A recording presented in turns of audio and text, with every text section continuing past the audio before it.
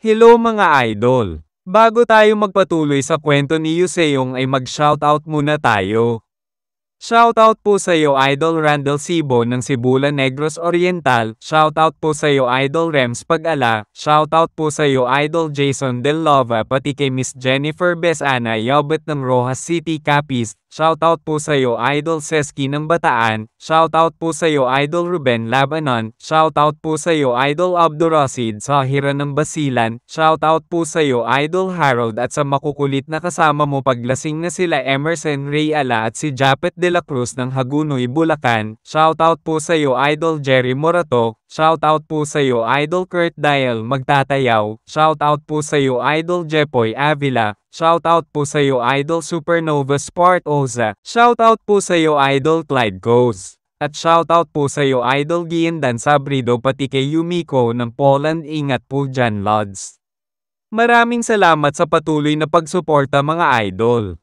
Sa pagpapatuloy, sa kabilang banda habang nahuhulog ang sako na pinaglagyan ng Shadowless Prowler, ay pilit na inaabot ito ni Ryohei Cho hanggang sa tuluyan na niya itong mahawakan, at kahit na mabigat ay pinipilit niya pa rin iligtas ang Shadowless Prowler hanggang sa makalapag na sila sa baba at inalis na ni Ryohei Cho ang Shadowless Prowler sa pagkakabalot nito.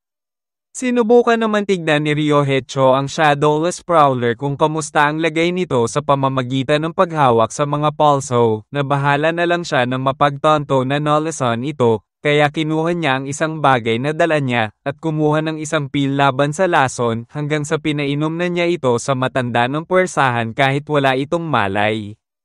Makalipas ang ilang minuto ay tinitignan ni Ryohei Cho kung tatalab ba ang gamot na pinainom niya, samantalang ang Shadowless Prowler ay nakapikit pa din at hindi gumagalaw, hanggang sa tuluyan na itong magising at nagtataka na lang kung ano ang nangyari. Kaya tinanong niya si Ryohei Cho kung ano ang mga nangyari, bakit sila nandirito. Ayon naman kay Ryohei Cho na pumunta sila dito para kuhanin pabalik ang Shadowless Prowler, gayunpaman ay hindi rin siya sigurado kung nasaan talaga sila ngayon. Ayon naman sa Shadowless Prowler na nasa labyrinth sila, nagulat at nagtataka na lang si Ryohei Cho kung anong lugar ito. Sinabi naman ng Shadowless Prowler na sa huli ay napadpad sila dito. Ito ang pinakamatanda at pinakamalalim na bilangguan ng Merem Alliance.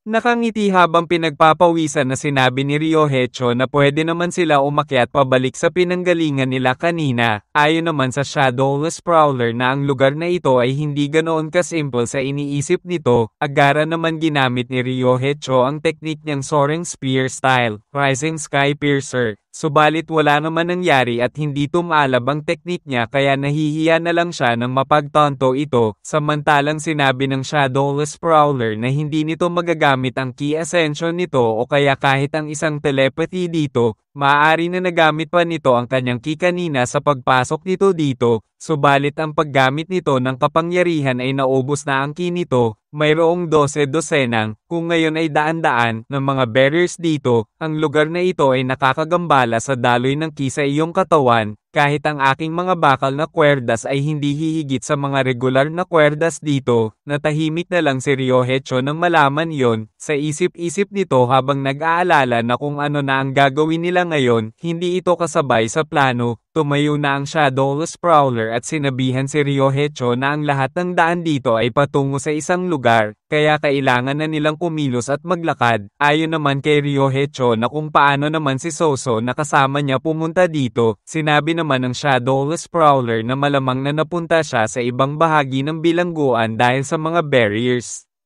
Hindi man lang ba ito tinuturo sa inyo ang patungkol dito sa Higher Institute of Merem? Kung hindi sila gagalaw at aalis dito, magsisimula ring guluhin ang isip mo sa lugar na ito, malamang na mayroon din silang ilang mental disruption barrier dito. Sinubukan naman ni Ryohei Cho hawakan ng talisman subalit napagtanto niya mga malagkit na ito, kaya nandidiri na lang siya nang mangyari iyon, at agara na sumunod na sa Shadowless Prowler at sinasabihan niya itong antayin siya. Sa kabilang banda naman sa kagalang-galang na Marshall Halls, sinabi ng isang disipulo na ang lahat ng mga estudyante ay magtipon-tipon dito. Ayon naman sa isang disipulo na bakit pati sila kailangan na pumunta dito, at saka anong division ba nanggaling ang mga ito sapagkat hindi pa niya ito nakikita dati pa. Agara naman na hinawakan ng isang disipulo ang ulo ng nagtatanong at sinabihan nito na gawin na lang nito ang pinapagawa nila at huwag nang magreklamo pa. Kaya pinagpapawisan na lang ang ibang disipulo at hindi na nakareklamo pa. Nagpatuloy ang dalawa sa pagpapasunod sa mga estudyante, habang ang grupo naman nila Yuseong ay papunta na rin dito. Sa isip-isip ni Yuseong na tama nga, ito nga ang kilala niyang Merem Alliance. Tulad sa nakaraan niyang buhay ay ganito talaga tumatakbo ang Merem Alliance. Ang eksenang ito ay masyadong pamilyar sa kung paano ang mga bagay ay bago ang lahat ay bumagsak. Sinabi naman ni Giho na hindi ba ang mga ito ay ang mga kupal na madadaldal na sinisiraan sila kanina. Ayon naman sa isang kupal na kung sila ba ang tinutukoy ni Giho, sinabi naman ni Giho na kung ano naman kung sila ang tinutukoy niya. Ayon naman sa isang kupal habang pinipigilan si Giho na ganito ba ito makipag-usap sa mga senior nila, sinabi naman ni Giho na anong mga senior ang mga pinagsasabi ng mga ito. Kahit papano man lang sana ay kumilos ang mga ito ng ganoon, kung totoosin ay mga estudyante ba talaga ang mga ito, masyado na kayong matatanda para maging disipulo pa dito lalo na ngayon na nakikita niya ang mga ito sa malapitan. Bigla naman nilapitan ng kupal ang isang putol na kamay ni Giho at mapang-asar na sinabi na ito pala ang walang kwentang alagad ng High Lord na nawala ng isang kamay. Nakangiti naman na sinabihan ni Giho sila Yuseong na mauna na ang mga ito na umalis, magpapaiwan muna siya dito para bogbogan ng mga kupal na ito. Tinanong naman ni Yuseong na kung magiging okay lang ba si Giho na mag-isa. Sinabihan naman ni Demonggi si Yuseong na wag na ito mag-alala pa dahil magpapaiwan din siya at sasamahan si Giho. Nang wala pa si Yuseong at Bongde Ala sa institute ay magkasama silang nagsasanay ni Giho. Nagulat na lang si Yuseong nang malaman ito. Kaya nakapagdesisyon na si Yuseong at Bongde Ala na aalis na sila at mabilis nang tumalon-talon para makalayo, na kinagulat naman ng mga kupal. Ayon naman sa naka-face mask na kupal na tumatakas na ang dalawa, kung hahabulin ba nila ang mga ito. Ayon naman sa pinuno ng mga kupal na hayaan lang ang mga iyon. Ang misyon nila ay turuan ng mga batang ito ng leksyon. Pwede naman nila parusahan ang dalawang tumakas na iyon bukas kapag nagpakita ang mga ito sa paglilitis, kaso nga lang baka magtago na ang mga iyon sa kanila kapag makita ng mga ito ang gagawin nila sa mga bastardong naiwan dito. Ayon naman kay Giho na hindi magiging maganda para sa kupal na ito kapag natalo ito sa isang tao na iisa lang ang kamay. Sinabi naman ng pinuno ng kupal na masyado talagang mayabang si Giho. Bigla naman iniuntog ni Giho ang ulo niya sa pinuno ng mga kupal at sinabihan niya ito na mas lalong nakakahiya para dito kapag natalo niya lalo na at parte ito ng Shadow Hand. Kahit siya mismo ay hindi na nanaisin pa na mabuhay kapag natalo ng isang tao na isa lang ang kamay. Nagulat naman ang pinuno ng kupal nang sabihin ni Giho iyon. Kaya nandilim na lang ang hitsura nito at sinasabihan si Giho na kung paano naman ito nalaman ng mga Shadow Hand sila. Mapang-asar lang na tinatawanan ni Giho ito at sinabihan ito na marami siyang mga matatalinong kaibigan at saka halata naman kasi masyado na itong matanda kung saan ang hitsura nito ay mga nasa edad 50 na. Agara naman naghanda na ang pinuno ng kupal para sumuntok habang sinasabihan si Giho na pagbabayaran niya ang kalaspatangan nito sa kanila. Gayunpaman ay naharang ni Giho ang suntok nito gamit ang kanyang paa, at sa lakas ng salpukan ng dalawa ay nagkaroon ng malakas na impact na kinaatres ng mga nakapalibot sa kanila. Nakangiti na sinabi ni Giho na isang malakas na suntok yon, tulad ng inaasahan niya sa miyembro ng Shadow Hand. Agara naman na sumugod ang dalawa pang miyembro ng Shadow Hand. Subalit biglang sinipan ni Giho ang isa dito na direktang tumama sa muka, habang sinasabi na ito ang kupal na maraming mga pinagsasabi sa kanila kanina sa paglilitis, at sinundan pa nito ng isa pang malakas na pagsipa na kinatalsik nito at nakangiti na sinabi ni Giho na rinig nila ang kabastusan na pinagsasabi nito sa kanila kanina. Kaya habang nakasalampak sa sahig ay nagagalit na lang ang kupal, naiinis na lang ito kay Giho at sinasabihan si Giho na isang bastardong oso ito na walang utak. Agara naman sumugod din ang isa pang taga-Shadow Hand habang nakatalikod pa si Giho. Napansin naman ito ni Demonggi kaya naglunsad ito ng pag-atake. Nagawa naman na maarang ito ng kupal na naka-face mask at sinasabihan si Demonggi na kung sa tingin ba nito ay sapat na para sa kanya ang ganitong atake para mapigilan siya. Subalit bigla itong nabahala nang maramdaman ang papasugod na si Giho, at habang naglulunsad ng isang malakas na suntok ay nagmistulang isang malaking oso si Giho, at direktang tumama ang malakas na suntok ni Giho dito, at sa sobrang lakas ng suntok ni Giho ay nayanig ang buong lugar na kinabahala ng ibang tao na nakasaksi lalo na ang pinuno ng mga kupal. Agara naman na binunot ng isa pang kupal ang patalim niya na nakatago. Subalit ang susugod na sana ito ay bigla itong nanginig at hindi na makagalaw. Sa isip-isip nito na kung ano ang nangyari bakit di na siya makagalaw. Napalingon naman ito sa kinaroroonan ni Demonggi at napagtanto niya na kung ang bata na ito ba ay nagawang tamaan ng pressure point niya sa isang pag-atake lang ng karayom, hindi na lang siya makapaniwala at patuloy na nanginginig lang ang kanyang katawan habang sinusubukan niya sana itong galawin, hanggang sa tuluyan na itong bumagsak sa sahig na kinagulat naman ni Giho. Nakangiti na nagpasalamat si Giho kay Demonggi sa ginawa nitong pag-atake sa traidor na isang miyembro ng Shadow Hand. Naghanda na si Giho at Demonggi para ang pinuno ng kupal naman ang paparusahan nila, habang ang kupal ay nagagalit na lang at minumura sila Giho. Sa kabilang banda naman, habang patuloy na tumatakbo sila Yuseong para hanapin sila Soso, ay tinanong niya si Bongdeala na ang lugar na iyon ba ay lubos na pinagbabawal. Sinang-ayon na naman ito ni Bongdeala. Sa isip-isip ni Yuseong na iyon ang lugar na sinasabi nila sa iyo na iwasan mo sa sandaling maging mandirigma o estudyante ka ng Merem Alliance. Kung ito ay talagang isang malalim na nakatagong bilangguan, ibig sabihin, hindi mabilang na mga kaaway ng Merem ang nasa ilalim ng aming mga ilong sa buong oras na ito, ang huling yugto ng boss ng mga kriminal. Tinanong din ni Yuseong si Bongdeala na kung alam ba nito kung bakit hindi sila magawang makontak ni Soso. Ayon naman kay Bongdeala na ito lang ang lugar na pwedeng pupuntahan nila bukod sa Senado at sa main hall. Ayon naman kay Yuseong na may posibilidad pala na kinuha ng mga ito ang Shadowless Prowler para dalan sa Senado. Sinabi naman ni Bongdeala na napakaraming mata sa daan patungo sa Senado. Dinagsana ng mga tao ang lugar dahil sa paglilitis, gugustuhin na nilang iwasan ang pagkuha ng labis na atensyon sa kanilang sarili. Natahimik naman si Yuseong nang marinig ito, at nagpatuloy lang ang dalawa sa pagpunta sa bilangguan. Bigla naman tinanong ni Bongdeala na ano ang gusto mong gawin sa loob ng Merem Alliance pagkatapos nitong makagraduate sa institute. Nagulat naman si Yuseong sa tanong at tinanong niya na kung siya ba ang tinatanong nito. Sa isip-isip ni Yuseong na ano nga ba ang gusto niyang gawin, gayunpaman ay nakapagdesisyon na siya para sa kanya sa mga susunod niyang gagawin. Ang kailangan niyang gawin ay ang patayin si Chonma at iligtas ang bansang Jungwon.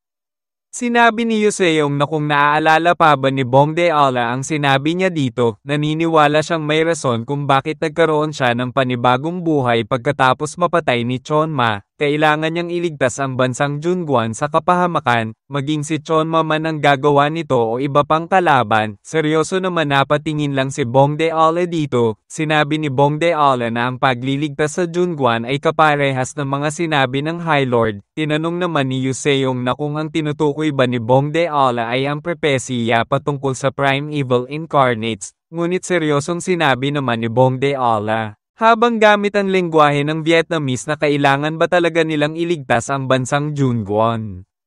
Sa kabilang banda naman sa bilangguan ng Merem Alliance, patuloy na naglalakad si Soso ng dahan-dahan hanggang sa napasandal na ito sa pader, at habang nakatingin sa kanyang tinamaan ng pag-atake ni Chohwe ay pinagpapawisan na lang ito ng husto at nakakaramdam ng pagkahilo. Sa isip-isip niya na hindi niya mapigilan ang paglakop ng lason sa katawan niya gamit ang kanyang ki dahil sa lugar na ito, hanggang sa tuluyan ng bumagsak si Soso sa sahig. Habang nanghihina ay sa isip-isip nito na sana ay nagdala man lang siya na antidote sa lason, kung maaari lamang na makaabot ang boses niya kay Yuseong. Humihingi siya ng patawad dito, bigla naman may narinig si Soso na kaluskos sa likod, kaya nagtataka na lang ito na napalingon kung ano iyon.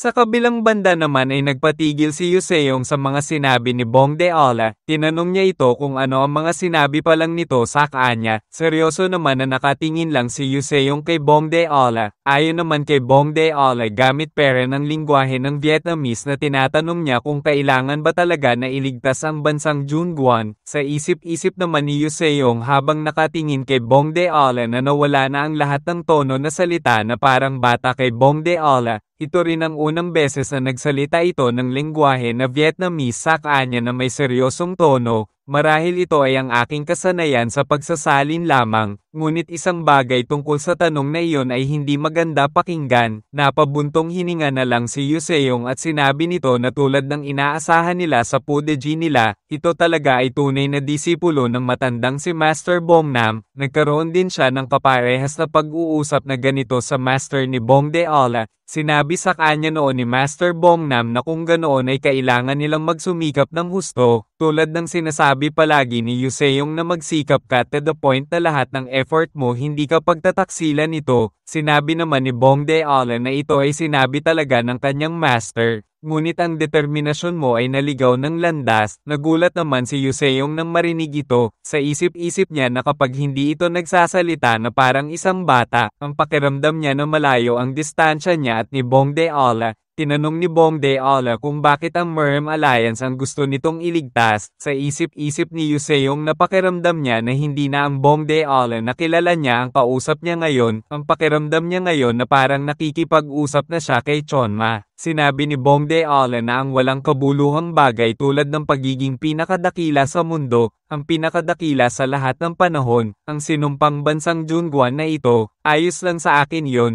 Ngunit bakit kailangan ni Yuseong makamit ang lahat ng iyon bilang bahagi ng Merm Alliance? Ang Merm Alliance na ito ay bulok na sa kaibuturan nito, napakabulok na umabot sa matataas na langit ang baho nito.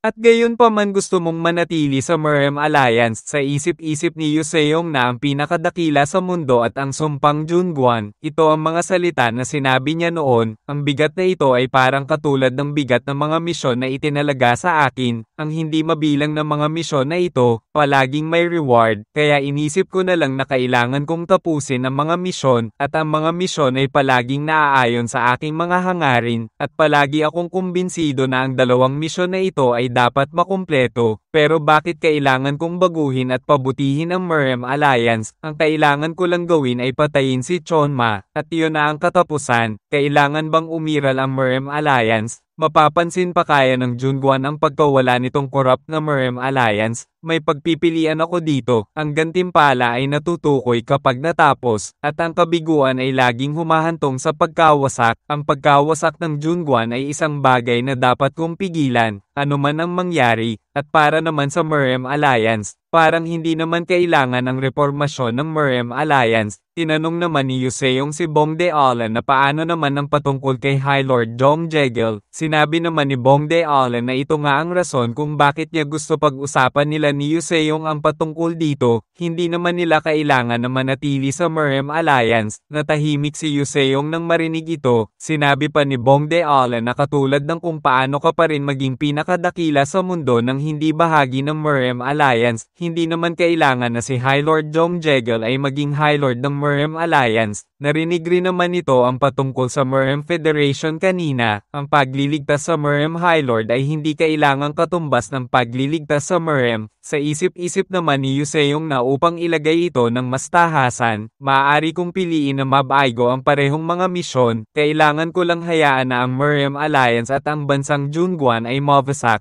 tulad ng ginawa ni Jium Namgang at ang traidor na Five Monkeys sa nakaraan niyang buhay. Ang kailangan ko lang gawin ay tumayo lang sa tabi ni Pudeji kasama ang mga malalapit kong kaibigan at mga mahal sa buhay, kahit na maging si Chonma pa si Bong Deola, at ang pagwasak ni Chonma sa Junguan ay mangyayari. Kailangan ko na lang magwalang bahala. Subalit biglang bumalik sa alaala ni Yuseong ang mga sinabi noon ni Master Bong Nam sa kanya. Sinabi nito na ito ang isang bagay na maaaring pagsikapan ng mga taong walang lakas ng loob. Napagtanto ni Yuseong na ang lahat ng pagsusumikap na ginawa niya, ito ay limitado sa iisang layunin na maging malakas. Pero ngayong naging malakas na ako, nakalimutan nakalimutan ko na kung ano ang tunay na pagsusumikap, tulad ng sinabi ng Pudeji na si Bongde Ala, kung tututukan lang nila ang pagsagip sa High Lord, may pagkakataon pa para sa isang bagong mundo na bumangon.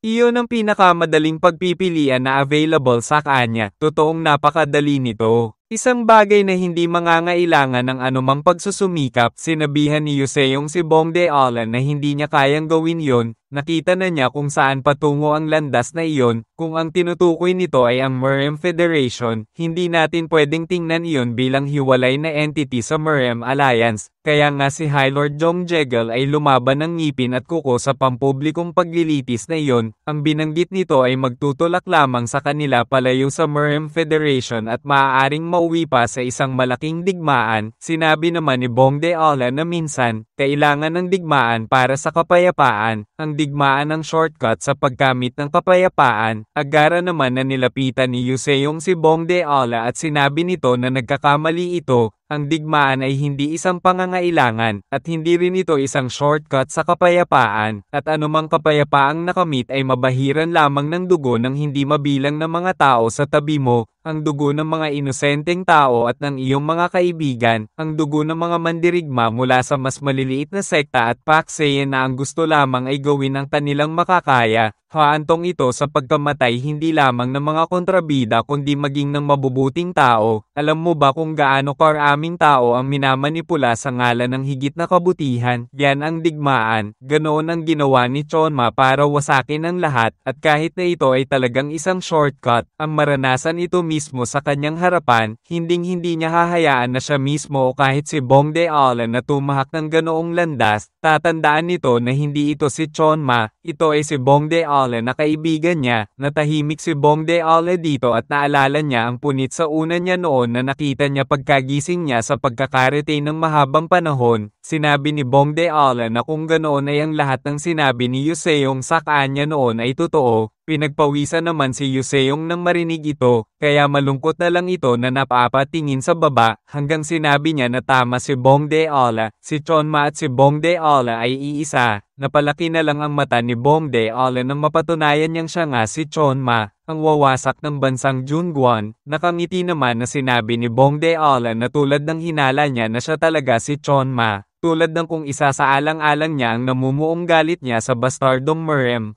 Maraming dahilan para maging si Chonma siya. Umiiling-iling naman na sinabi ni Yuseong na ang Chonma na kinamumuhian niya ay ang Chonma sa dati niyang buhay. Nakangiti naman na sinabi ni Yuseong na ngunit ngayon, sabay akbay kay Bongde Ala, sinabi ni Yuseong na para sa kanya na ito peren ang Pudeji na kaibigan niya, kaya itigil na nito ang pag-aaksaya ng oras sa mga hindi kinakailangang pag-iisip, at kailangan na nilang magpatuloy sa pag-alis, sapagkat mas nag-aalala pa siya patungkol sa kalagayan ngayon ni Soso kaysa sa iba pa.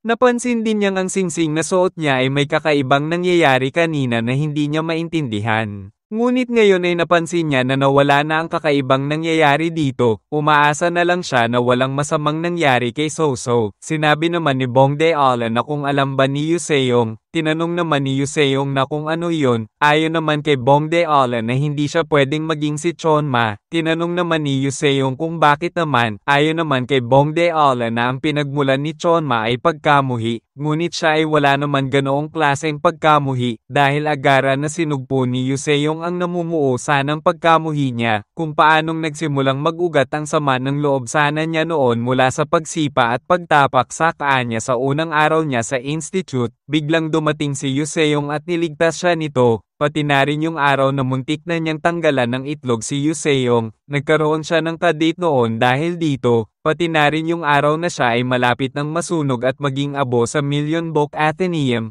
Dumating ito at niligtas siya. Ang lahat ng dapat ay maging sanhi ng kanyang pagkamuhi ay ang lahat ng iyon ay pinigilan ni Yuseong. Kaya kahit na pagminsan ay parang timang ito at tatanga-tanga, siya si Bongde Ala ay palaging sasamahan si Yuseong sa mga desisyon nito. Nadismaya na lang si Yuseong sa pagsasabi sa kanya na timang at tatanga-tanga. Sa isip-isip ni Bongde Ala habang nakatingin kay Yuseong na iyon ang palaging tamang pagpipilian na gawin, at naramdaman niyang pati sa mga oras na ito, papakita niya kay Yuseong na siya bilang Pudeji ay mapagkakatiwalaan na kaibigan.